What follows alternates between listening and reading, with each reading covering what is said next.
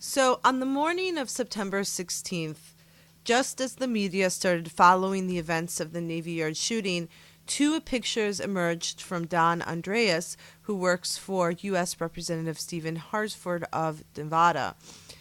They depicted a victim of the Navy Yard shooting lying on the ground over 5 blocks away from the Navy Yard in front of a CVS. We can see these pictures here. Tim Hogan had been tweeted or given the pictures from Don Andreas, who had taken them, and he tweeted them, and they went viral. The media picked up on it.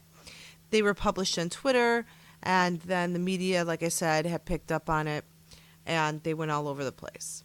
Now, this has been a point of contention for many truth seekers, official story questioners, or conspiracy theorists, and the mainstream media seems to have simply written off this as a mistake.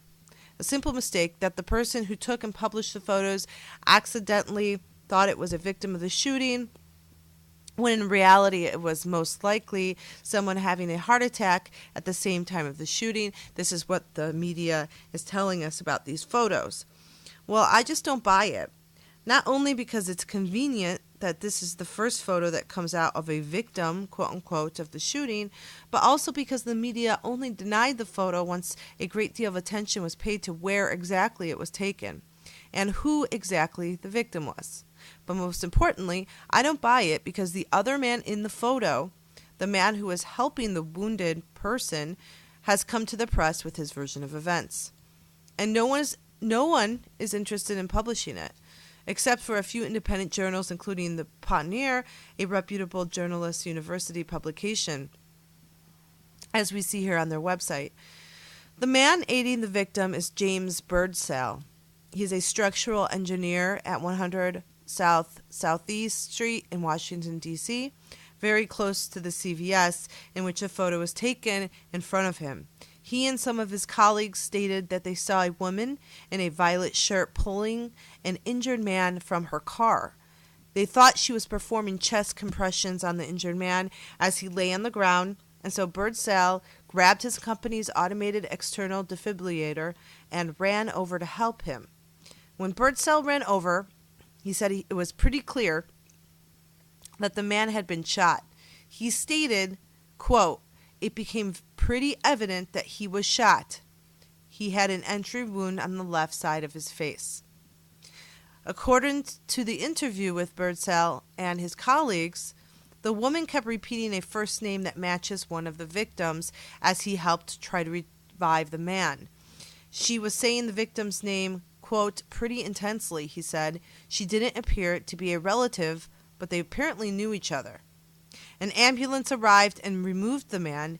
It seemed like it was driven by cops. Now, this is Birdsall saying that he thought the ambulance was driven by cops. A spokesperson for George Washington University Hospital told journalists Monday that a victim who had been shot in the left temple was pronounced dead within a minute of arriving at George Washington University Hospital.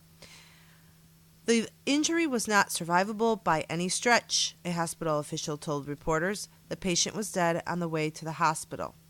Birdsall didn't get the name of his fellow bystanders. After the ambulance left, he cleaned up some blood-splattered items on the ground, deposited them in the trash. He went back to work and put in a request for a new AED.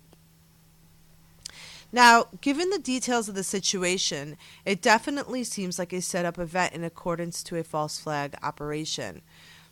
Either the man was not actually shot and the woman was a part of the setup, or the man was actually shot by someone specifically for some purpose of exploiting the Navy Yard shooting. But everything points to this possibly being one of the smoking guns of the false flag event. The woman taking him out of her car into a busy sidewalk street instead of driving him to the hospital. I have no idea who would do that. The inability to find any victim of the shooting who was shot at the left side of the head, and the fact that these photos were released as victims of the shooting and then retracted by the media. Lastly, Birdsall saying that the ambulance seemed to be driven by cops. And this whole situation of this man being taken out of a car by a woman, her frantically needing help, him having a gunshot wound to the head. The media then saying, oh, he was having a heart attack, and none of the story lines up.